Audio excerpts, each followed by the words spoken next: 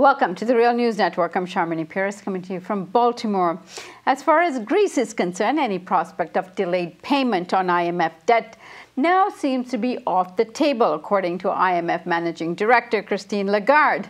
Further, President Obama and Mario Draghi, head of the Central European Bank, have all added their voices to the chorus. They're all calling on Greek government to do more to resolve the standoff amid depleting cash reserves.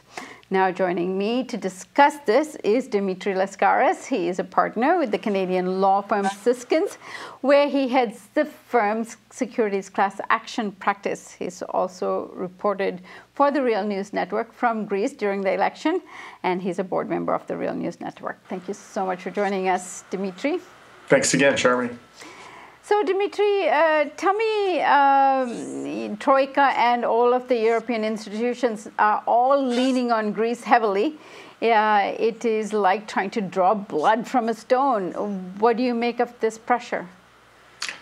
I think that they've begun to conclude that they've pushed the Greek government as far as it's prepared to go. One line in the sand that the Greek government does not appear prepared to cross is further reductions in pensions. The Greek government also is not prepared to make any more hard, definitive commitments in respect of the privatization program. What it has said is that it won't undo privatizations that have been completed and will not disrupt those that are in progress, although there's some question as to what terms it would be prepared to accept with respect to those that are in progress but not completed. The Greek government has not committed to going ahead with uncommenced privatization processes. So that's a red line also that they seem to have drawn. And I think that the Eurozone leaders are coming to the conclusion that they pushed Greece very far, the Greek government. It's as far as they're prepared to go. And it's time for them to begin making some modest concessions to achieve some kind of a short-term deal that in the end will not solve the long-term crisis. The reason why I say that there are signs that they are prepared to make some modest concessions at this 11th hour is you're seeing reports in the media, for example, in Bloomberg, 3 officials, unnamed officials of the Eurozone governments have said, that as long as Greece doesn't backtrack on commitments made thus far, and as long as it does something, without specifying what that something may be, to implement further reforms in addition to those so-called reforms, in addition to those that have been implemented thus far, then a deal can be done. This is new, but it's extremely modest. And from my perspective, what got lost very early on in the conversation and is not on the table at this stage, a critical key component by the Greek government's own account is debt relief. That seems to have evaporated. And without any long-lasting debt relief, any substantial reduction in Greek debt, a write-down of the Greek debt, you're simply engaging in, to borrow the words of Minister Varoufakis himself, in a game of extend and pretend. And this crisis will inevitably erupt in the future. Now, Dimitri, in the hour-long conversation we had just aired on the Real News, a conversation between Yanis Varoufakis, the finance minister, and Joseph Stiglitz, the economist. Stiglitz actually asked Varoufakis, he says, within the framework that currently exists, what is it that can be done? And I was shocked at Varoufakis' answer, where he didn't ask for debt relief, as you said.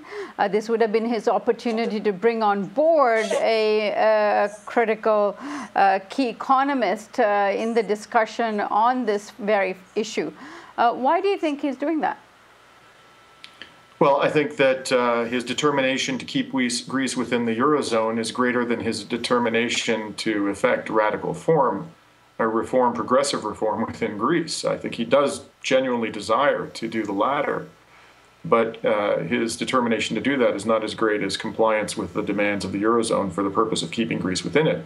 The idea that he's continuing to advance, it's an interesting idea, is that that Europe is, and I'm simplifying it, but that Europe would essentially shift to a pro-growth approach to the Eurozone through infrastructure investment.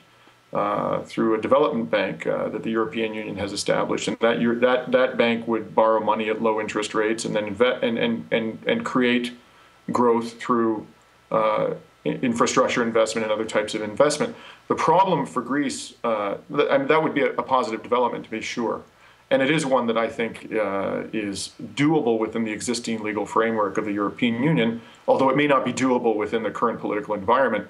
Even if it were doable in the current political environment, Greece cannot grow its way out of this debt, no matter what is done. It's simply too great. It is unsustainable. It is far too high a percentage of Greece's GDP, and it has to be written down.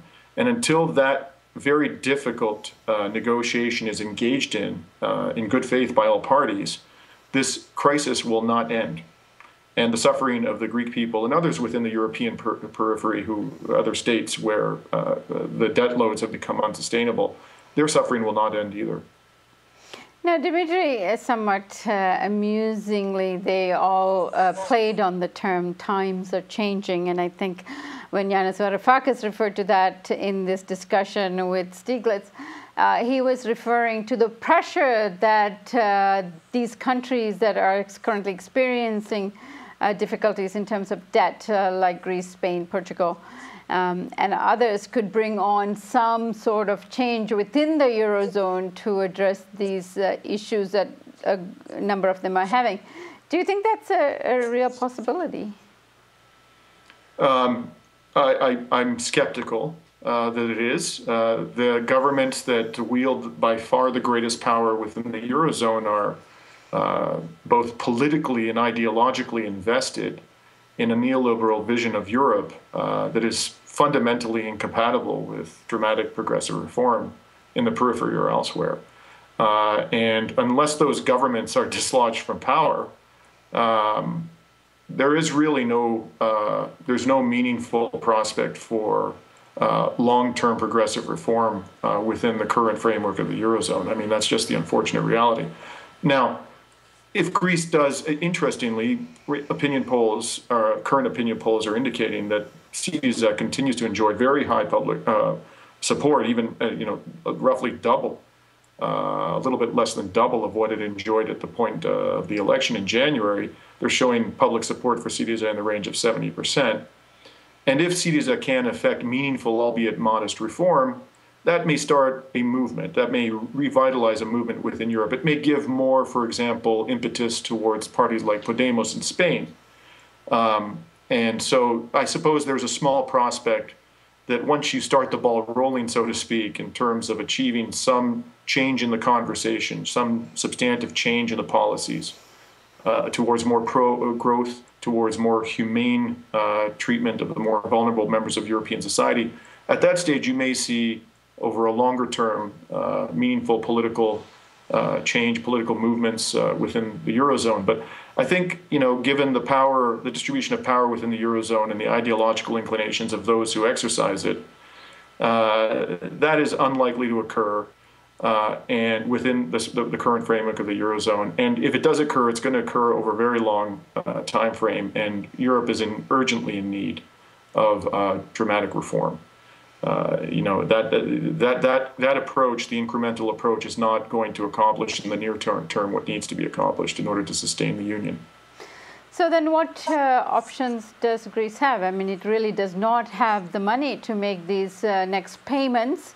What could it possibly do under these circumstances? Well, as I've advocated previously and will continue to advocate, Greece needs to default on this debt and commence a negotiation with its creditors for a massive write-down. Greece needs to withdraw from the Eurozone. Greece needs to regain sovereignty over its currency. It needs to engage in an external devaluation rather than continuing this vicious internal devaluation, these wage cuts, these cuts in social benefits. And it needs to rebuild its economy in accordance with certain basic humanitarian principles.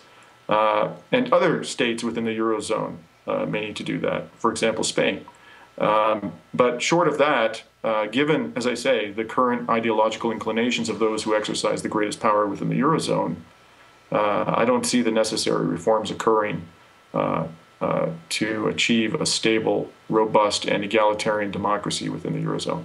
And in order to change the current political outlook on Europe and who Greece is negotiating with, if Podemos is actually successful in Spain, who else is in line to make a difference in that framework? Well, at the moment, the party, as I understand it, in Italy, another country which is burdened by unsustainable debt and is suffering from the austerity quite significantly, although not as badly as Spain and Greece, from the austerity policies of the Troika. That's the party of Pepe Grillo. He tends to be more of a right-wing populist persuasion. So I'm not sure that would provide a viable answer on a long-term basis for Italy. Really, the two parties that stand out within the periphery, within the countries that are most indebted and most suffering from austerity, are Podemos and Greece at this stage. I'm not aware of any, real viable alternatives, but I think that there's a great hunger and an appetite amongst the European populists for parties like Syriza, like Podemos, and if they can achieve some measure of palpable success for their own constituents, I think you may see the rise of progressive parties within other jurisdictions quite quickly. Things could turn quickly, relatively quickly. But at the end of the day, without debt relief, these peripheral states are not going to achieve the reforms that they need to in order to revive their economies and protect the most vulnerable members of their society. We'll be watching. Dimitri, thank you so much for joining us today. Thank you again, Sharmini. And thank you for joining us on the Real News Network.